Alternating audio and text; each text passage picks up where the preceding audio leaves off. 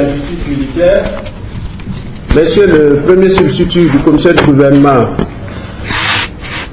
chers collègues, amis de la presse, à tous, merci d'être venus ce matin ici au ministère de la Défense nationale et des anciens combattants pour ce deuxième point de presse sur deux dossiers, à savoir ceux de Thomas Isidore Sankara et du coup d'État manqué du 16 septembre 2015 en instruction au tribunal militaire de Ouagadougou.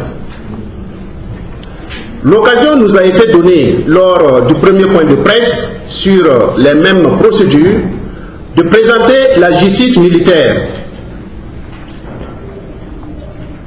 Sans nous appesantir sur ce point, il convient de rappeler que le tribunal militaire est une juridiction d'exception de l'ordre judiciaire.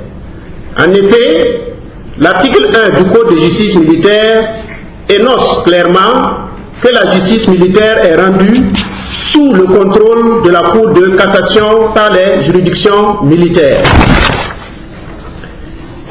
Elle constitue le prolongement de l'action disciplinaire dans les forces armées qu'elle complète.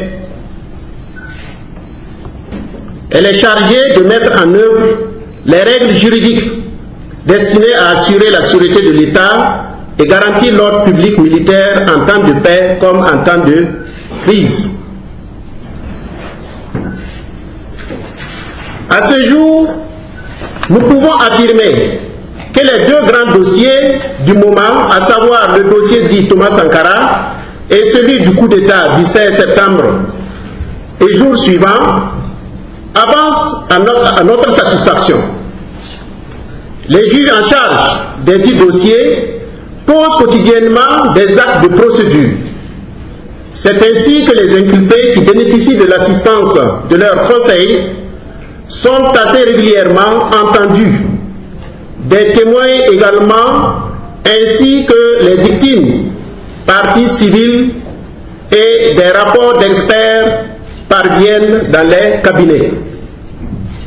À ce jour, dans le dossier Thomas Sankara, il y a 12 inculpés, dont 6 en détention, 2 sous mandat d'arrêt international et 4 non détenus, dont une personne décédée.